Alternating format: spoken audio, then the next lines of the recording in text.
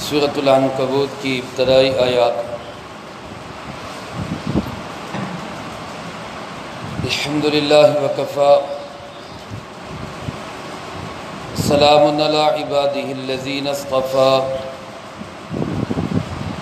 خصوصاً علی سید الرسل وخاتم الانبیاء وعلی آلہ واصحابہ الاتقیاء۔ اما بعد فاعوذ باللہ من الشیطان الرجیم، بسم اللہ الرحمن الرحیم۔ الف لام میم، احسب الناس ان يتركوا ان يقولوا آمنا وهم لا يفتنون، وَلَقَدْ فَتَنَّا الَّذِينَ مِن قَبْلِهِمْ فَلَيَعْلَمَنَّ اللَّهُ الَّذِينَ صَدَقُوا وَلَيَعْلَمَنَّ الْكَاذِبِينَ۔ أَمْ حَسِبَ الَّذِينَ يَعْمَلُونَ السَّيِّئَاتِ أَن يَسْبِقُونَا سَاءَ مَا يَحْكُمُونَ۔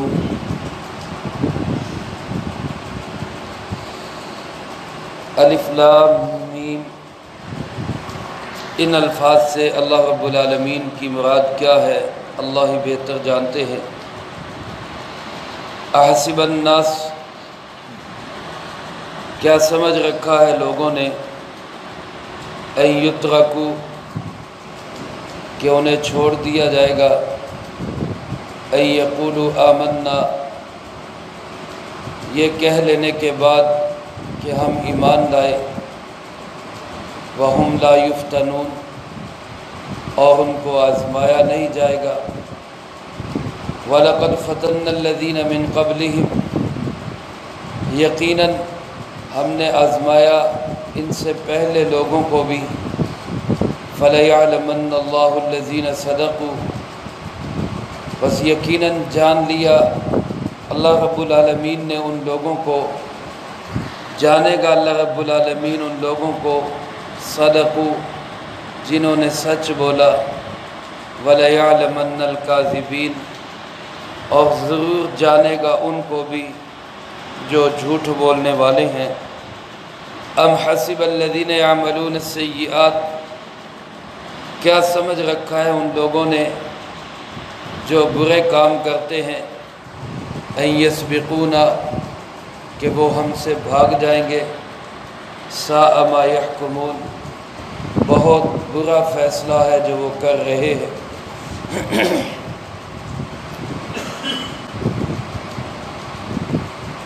اس سورۃ مبارکہ کا نام العنکبوت ہے۔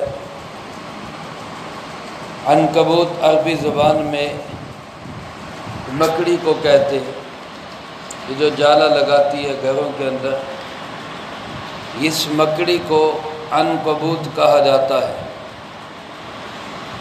سورۃ العنکبوت کا مطلب ہے ایسی سورت جس میں مکڑی کا تذکرہ ہے، چونکہ اللہ رب العالمین نے اسی سورۃ مبارکہ میں شرک کی مثال مکڑی کے جالے کے ساتھ دی ہے۔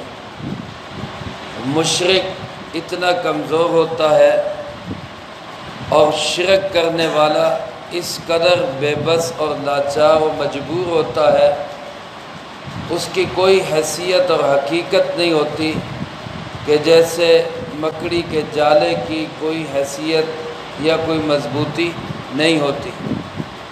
یہ تو پھر کسی نہ کسی انداز میں دیوار کے ساتھ جڑا ہوتا ہے، کچھ نہ کچھ اس کی کوئی حیثیت اور مقام ہوتا ہے، لیکن شرک کرنے والے کا اتنا بھی مقام نہیں ہوتا، وہ اس سے بھی زیادہ کمزور ہے۔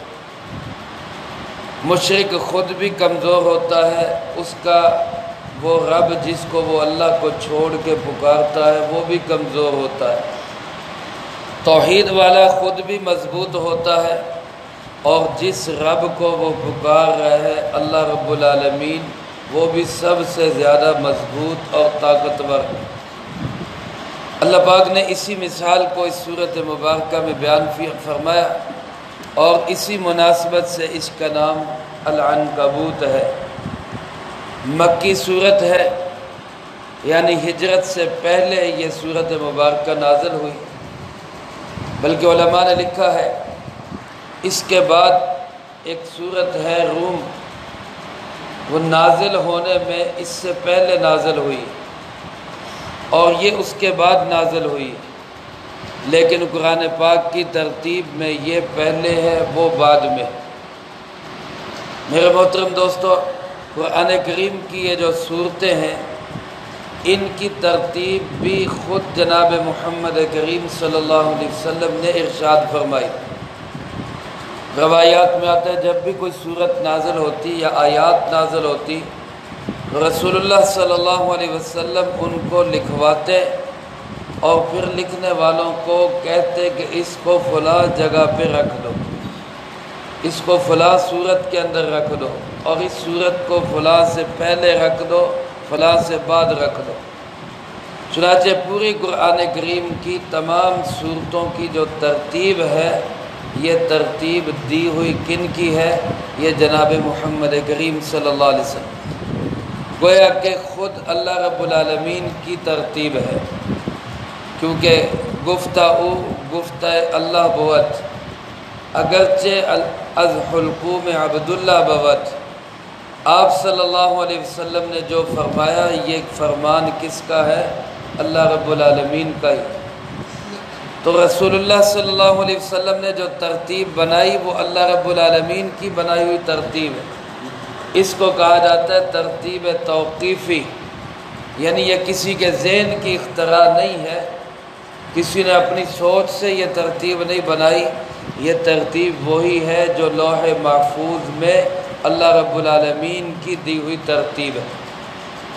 اور نازل ہونے کے اعتبار سے یہ صورت 85ویں نمبر پہ نازل ہوئی اور ترتیب میں یہ صورت 29ویں نمبر پہ ہے۔ اس سے پہلے ہم 28 صورتوں کا درس سماعت فرما چکے، یہ 29ویں صورت کا درس شروع ہو رہا ہے۔ اللہ پاک اپنی رحمت سے تمام صورتوں کے دروس مکمل کرنے کی توفیق نصیب فرمائے۔ 69 آیات اور 7 رکوعوں پر مشتمل اس صورت مبارکہ کا مرکزی موضوع اور مضمون وہ توحید کی تعلیم ہے، توحید کو ثابت کرنا ہے اور شرک کو باطل کرنا ہے۔ توحید اللہ کو ایک ماننا یہ حق ہے اور اللہ کے ساتھ شرک کرنا یہ باطل ہے، یہ اس کا مرکزی موضوع اور مضمون ہے۔ اللہ رب العالمین نے اس صورت مبارکہ کا آغاز حروف مقطعات سے کیا، الف لام میم، جس کے متعلق مفسرین کرام رحمہم اللہ نے اپنے اپنے ذوق کے مطابق بہت سی باتیں لکھی ہیں، اس کا معنی کیا ہے، اس سے مراد کیا ہے، لیکن سب سے بہترین بات اور سب سے آسان ترین بات یہ ہے کہ یہ حروف مقطعات جو صورتوں کے شروع میں آتے ہیں ان کے متعلق یہی کہا جائے کہ ان سے اللہ پاک کی جو مراد ہے اس کو اللہ ہی بہتر جانتے ہیں، کیونکہ یہ حروف کوڈ ورڈز ہے، یہ حروف اللہ اور اس کے رسول صلی اللہ علیہ وسلم کے درمیان راز ہے، یہ حروف کوئی پوشیدہ پیغام ہے جس کو ظاہر کرنا ضروری نہیں ہے، تو جس کو اللہ رب العالمین نے ظاہر کرنا ضروری نہیں سمجھا ہم بھی اس کی تفتیش اور کھود گرید میں لگنے کی ضرورت ہمیں بھی نہیں ہے۔ جیسے فرمایا کہ ابہموا ما ابہمہ اللہ، اس چیز کو مبہم ہی رکھو، اس چیز پہ پردہ ہی رکھو جس پہ اللہ نے پردہ رکھا ہے۔ تو ان حروف سے رسول اللہ صلی اللہ علیہ وسلم نے نہیں بتلایا کیا مطلب ہے، کیا مراد ہے، ہم بھی اس کو اللہ اس کے رسول پہ ہی چھوڑتے ہیں اور یہی بات کہتے ہیں کہ اللہ اپنی مراد کو اس سے بہتر جانتے ہیں۔ علامہ جلال الدین سیوطی رحمۃ اللہ علیہ نے یہی بات لکھی ہے کہ یہاں پہ آ کے انسان یہی کہے کہ جو اس کا معنی ہے اس کو میں نہیں جانتا، کون جانتا ہے؟ اللہ ہی جانتا ہے۔ غالباً صورتوں کے شروع میں یہ اس لیے بھی لائے جاتے ہیں کہ انسان پہلے اپنی جہالت کا اقرار کرے، انسان پہلے یہ کہے کہ میں کچھ نہیں جانتا، پھر سورت کے مضامین کو پڑھے گا تو قرآن پاک کی آیات اس کے دل کے بند دروازوں کو کھول دے گی۔ اور اگر ایک انسان کا ذہن شروع سے یہ بنا ہو کہ جناب مجھے تو سارا پتہ ہے، میں تو سب جانتا ہوں، مجھے سب علم ہے، تو پھر وہ سب جاننے والا قرآن بھی پڑھے گا تو اس کو اس سے کوئی فائدہ نہیں ہو۔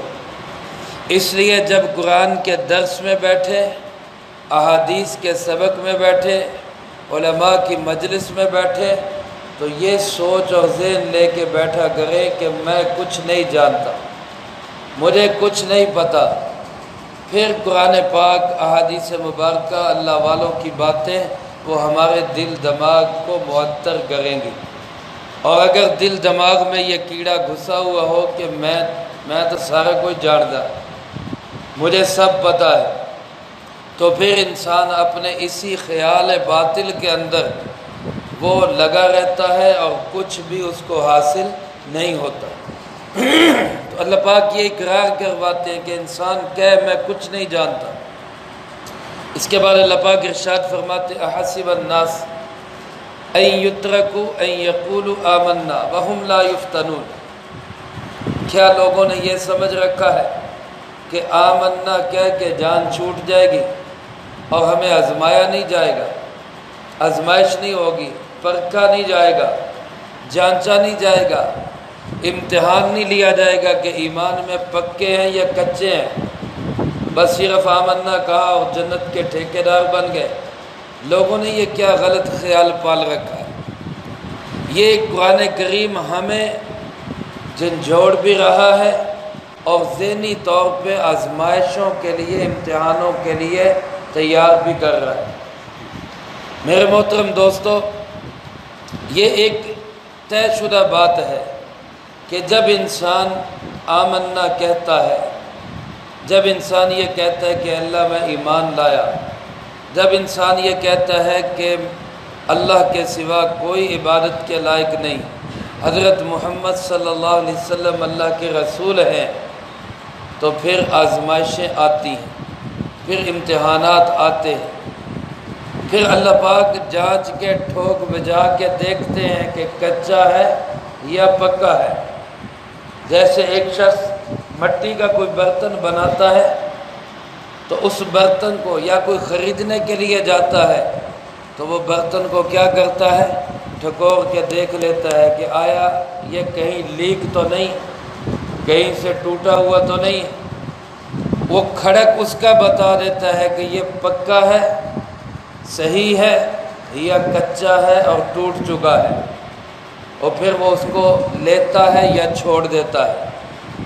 تو پکی بات ہے امتحان آئے گا، آزمائش آئے گی، ابتلا آئے گا، اللہ رب العالمین کی طرف سے انسان کو آزمایا جائے گا۔ اگرچہ ہم اللہ پاک سے عافیت مانگتے ہیں کہ یا اللہ ہم کمزور ہیں، ہم بے بس ہیں، ہم لاچار ہیں، اللہ ہمارے ایمان اس سطح کے نہیں جس سطح کے صحابہ کے ایمان تھے۔ تو بڑے بڑے امتحانات سے صحابہ گزرے اور 100% کامیاب ہوئے۔ کہے بے شک صحابہ امتحانات کے اندر 100% کامیاب ہوئے۔ یہ کوئی جذباتی بات نہیں ہے کہ میں صحابہ سے محبت کی وجہ سے کہہ رہا ہوں کہ 100% کامیاب ہو گئے۔ یقیناً ہمیں صحابہ سے محبت ہے، لیکن یہ کامیابی کا سرٹیفکیٹ صحابہ کو خود اللہ رب العالمین نے دیا۔ اولئک الذین امتحن اللہ قلوبہم للتقوی، اللہ پاک فرماتے ہیں یہ صحابہ وہ لوگ ہیں جن کے دلوں کا امتحان میں نے خود لیا۔ اور امتحان لے کے پھر اللہ نے کیا کہا، اولئک ھم الراشدون، یہ سب کے سب کامیاب اور ہدایت یافتہ لوگ۔ تو میرے محترم دوستو، امتحان ہوا، آزمائش ہوئی۔ بلال رضی اللہ تعالیٰ عنہ پہ کتنے ابتلاءات آئے، کیسے ان کو گرم زمین پہ ریت پہ لٹا کے اوپر پتھر کی مضبوط چٹان اور پتھر سل رکھ دیا جاتی، سل اوپر رکھ دی جاتی، جس کی وجہ سے وہ حرکت بھی نہیں کر پاتے تھے۔ ہل بھی نہیں سکتے تھے۔ یہاں بستر پہ پڑے پڑے انسان کروٹ نہ بدلے تو کیا کہتے ہیں، میرا تو پاسے ہی سو گیا سیدھے لمبے پہ پہ، اور یہ بستر ہے، نرم و گداز بستر ہے، اس پہ لیٹے پاسا سو جاتا ہے۔ تو سوچیں ذرا، تصور کریں جب بلال کو گرم تپتی ہوئی ریت پہ اس طرح لٹا دیا جاتا تھا کہ وہ کروٹ بھی نہ لے سکے، تو بلال کے جسم کا کیا حال ہوتا ہو۔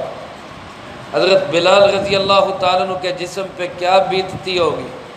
لیکن آفرین ہے، سلام ہے، قربان جائیں حضرت بلال رضی اللہ تعالیٰ عنہ پر کہ جب دن بھر رات بھر ان جسم کے ان زخموں پر کوڑے مارے جاتے اور جسم کے چیتھڑے اڑتے، تو بلال کی زبان سے کیا نکلتا تھا کہ جتنا مرضی مار لو اللہ ایک ہی ہے، اللہ ایک ہی ہے، احد احد، اللہ ایک ہی ہے۔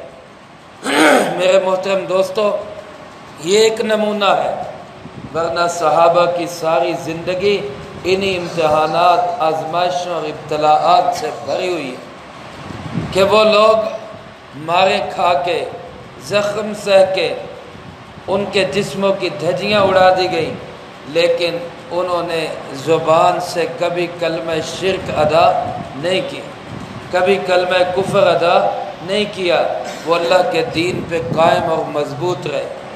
اللہ پاک فرماتے کہ کیا ایمان والے یہ سمجھتے ہیں کہ بس آمنا کہہ کے جان چھوٹ جائے گی، آمنا کہہ کے جو ہے بخشے جائیں گے اور جنت کے ٹھیکیدار بن جائیں گے۔ یا تو صورتحال یہ ہے کہ 5 روپے کوئی مسجد کو دے دے تو کہتے ہیں جنت کا حقدار بن گیا۔ اللہ کی رحمت اور فضل ہے، وہ چاہے تو 5 روپے کیا 1 روپے پہ جنت کا حقدار بنا دے، لیکن اگر وہ امتحان لینے پہ آئے تو کوئی اس کو روک بھی نہیں سکتا۔ اور آزمائش اور امتحان لازم ہے، اللہ ہمیں عافیت نصیب فرمائے، لیکن اللہ پاک ہمیں ذہنی طور پہ تیار کر رہے ہیں کہ تم نے کیا سمجھ رکھا ہے کہ آمنا کہہ کے جان چھوٹ جائے گی، آمنا کہہ کے تمہیں چھوڑ دیا جائے گا، وَهُمْ لَا يُفْتَنُونَ، اور ان لوگوں کی آزمائش نہیں ہوگی۔ اللہ فرماتے وَلَقَدْ فَتَنَّ الَّذِينَ مِن قَبْلِهِمْ، ہم نے اس سے پہلے لوگوں کو بھی آزمایا، ہم سے پہلے اولیاء اللہ بزرگان دین آزمائش میں گزرے۔ حضرت شیخ التفسیر امام الاولیاء حضرت مولانا احمد علی لاہوری رحمۃ اللہ علیہ کو اللہ ان کی قبر پہ کروڑوں رحمت نازل فرمائے۔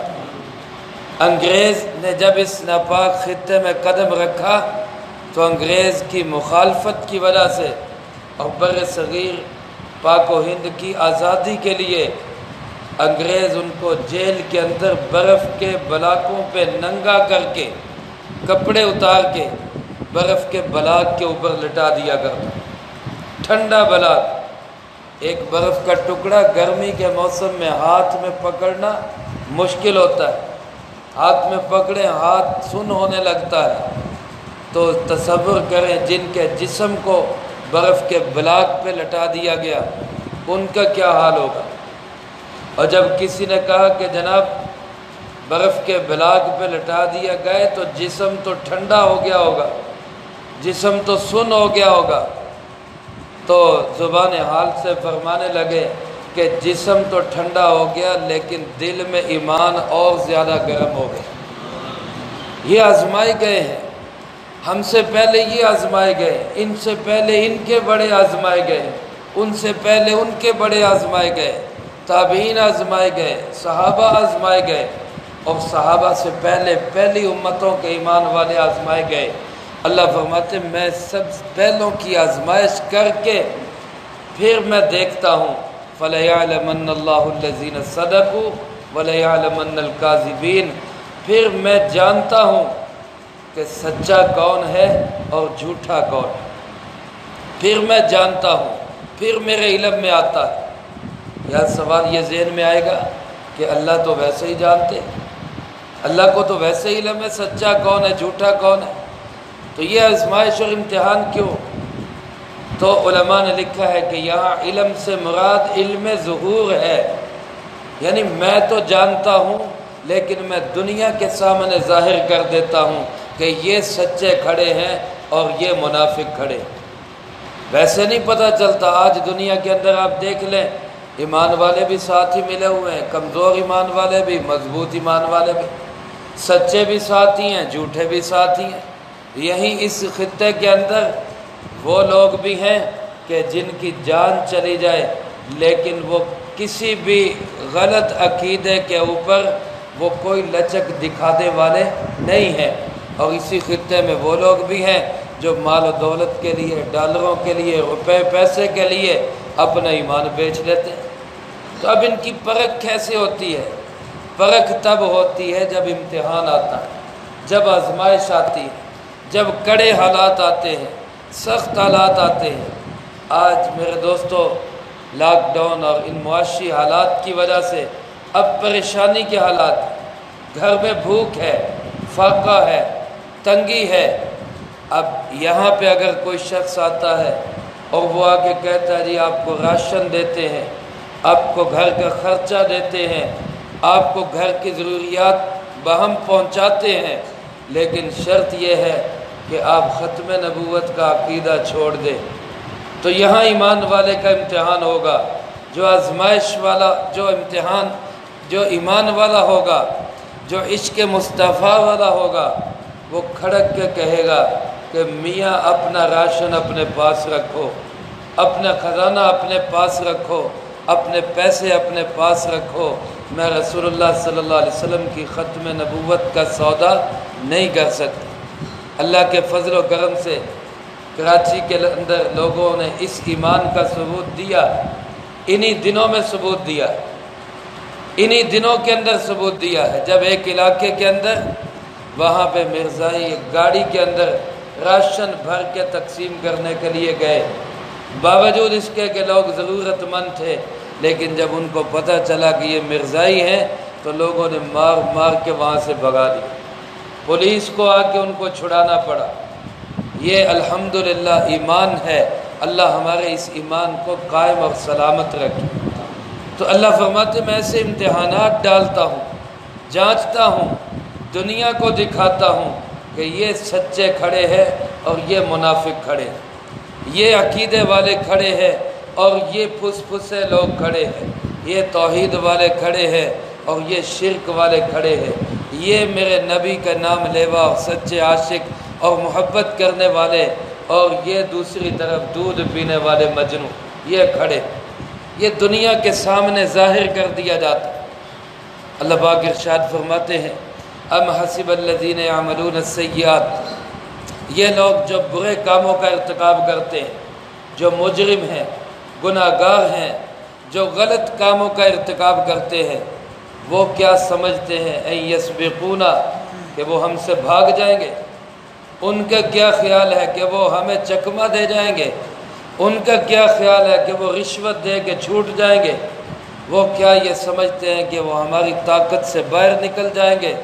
اللہ کا تو اعلان ہے، اے انسانوں کے گروہ، اے جنات کے گروہ، یا معشر الجن والانس ان استطعتم ان تنفذوا من اقطار السماوات والارض فانفذوا، اگر زمین و آسمان کے اس خلا سے نکل کے بھاگنا چاہتے ہو تو جاؤ، بھاگ جاؤ، جہاں جانا چاہتے ہو چلے جاؤ، لیکن جہاں بھی تم جاؤ گے الا بسلطان، وہاں بادشاہت کس کی ہوگی؟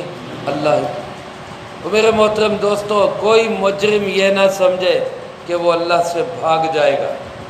اللہ پاک فرماتے ہیں اگر کوئی یہ سمجھ رہا ہے تو ساء ما یحکمون، بہت برا فیصلہ کر رہا ہے، بہت بری سوچ ہے اس کی، بہت گھٹیا سوچ ہے اس کی۔ اللہ کی قدرت سے کوئی بھاگ نہیں سکتا۔ جب کوئی بھاگ نہیں سکتا تو پھر بچنے کا راستہ کیا ہے؟ وہ بچنے کا راستہ یہی ہے کہ اللہ سے تعلق جو، اللہ سے تعلق جو۔ کسی نے پوچھا حضرت موسیٰ علیہ السلام سے کہ اگر زمین و آسمان سارا کمان بن جائے، یہ سارا کمان بن جائے اور جتنے ستارے ہیں سارے تیر بن جائے اور یہ چلانے والا اللہ رب العالمین ہو تو بچنے کی صورت کیا ہوگی؟ بچنے کی صورت کیا ہوگی؟ تو موسیٰ علیہ السلام نے فرمایا تیر چلانے والے کی گود میں جا کے بیٹھ، تیر چلانے والے کی گود میں بیٹھ جاؤ، وہاں تو کوئی تیر نہیں آئے گا۔ میرے محترم دوستو، تمام آفات، بلیات، مصائب، دکھوں، پریشانیوں، آزمائشوں سے بچنے کا راستہ صرف یہ ہے، اللہ کے ساتھ اپنا مضبوط تعلق بنا، اللہ کی گود میں آ جائیں۔ اللہ کی گود سے مراد کما یلیق بشانہ، یہ مسجد اللہ کی گود ہے، یہ مسجد اللہ کی رحمت کی جگہ ہے، یہ آغوش رحمت ہے اللہ رب العالمین کی۔ ان مسجدوں سے جتنا ہمارا تعلق مضبوط ہوگا اتنا ہی اللہ سے تعلق مضبوط ہوگا، اور ہر طرح کی آزمائش سے، فتنے سے، ہر طرح کی مصیبت سے اللہ ہمیں محفوظ رکھے گا۔ اللہ پاک سے دعا ہے اللہ مجھے آپ کو ہر آزمائش اور فتنے سے محفوظ رکھے، بغیر امتحان کے ہی اللہ ہمیں کامیابی نصیب فرما دے، عافیت نصیب فرما دے، مساجد سے، علماء سے، اہل حق سے اللہ ہمیں تعلق نصیب فرمائے، جو کہا سنا اس کو زندگی میں لا کے دوسروں تک پہنچانے کی توفیق عطا فرمائے۔ اللہم انت السلام و منک السلام۔